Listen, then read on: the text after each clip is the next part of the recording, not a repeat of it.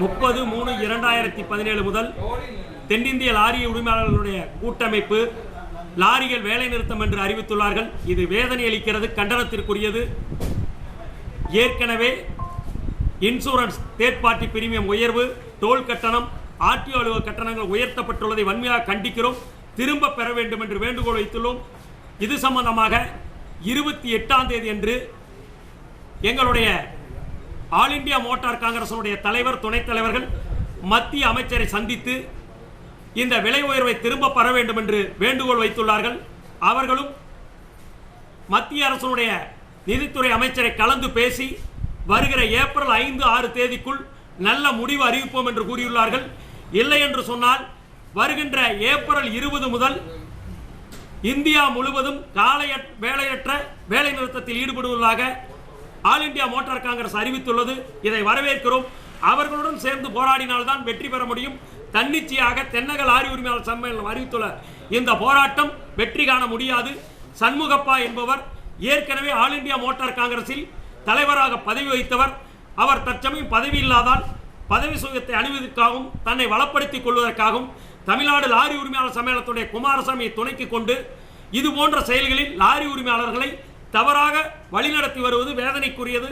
குமாரசாமி அவர்கள் தன்னிச்சையாக முடிவெடுக்க வேண்டும். அனைத்து லாரி உரிமையாளர் சங்க பிரதிகள் கலந்து பேசி முடிவெடுக்க வேண்டும். ஆல் இந்தியா மோட்டார் காங்கிரஸ் 20ஆம் தேதி அறிவித்துள்ள வேலைநிறுத்த போராட்டத்தில் இவர்களும் கலந்து கொண்டு வெற்றி பெற அனைவரும் போராட வேண்டும். இந்த வேலைநிறுத்தத்தை திரும்ப பெற வேண்டும். மேலும் தமிழகத்தில் உள்ள அனைத்து மாவட்டங்களிலும் மணலாரிகள் வழக்கம் போய் இயங்குகின்றன. காய்கறி, பால் லாரிகள், டேங்கர் லாரி உரிமையாளர்கள் ஸ்ட்ரைக்கில் பங்கேற்கவில்லை. 85% லாரிகள் இயங்கிக் கொண்டிருக்கின்றன. இந்த நேரத்தில் தெரிவித்துக் கொள்கிறேன். ஒரு சில இடங்களில் லாரிகள் இயங்குவதை சில சக்திகள் தடுக்கின்றன, வன்முறையில் ஈடுபடுகிறார்கள். இது சம்பந்தமாக லாரிகளுக்கு பாதுகாப்பு வேண்டும் என்று காவல்துறைக்கு மனு கொடுத்துள்ளோம். அவர்களும் வன்முறையில் ஈடுபடுவதன் மீதும் லாரிகளை தடுக்கின்ற மீதும் சட்ட ரீதியான நடவடிக்கை எடுக்கப்படும் என்று உறுதியளித்துள்ளார்கள்.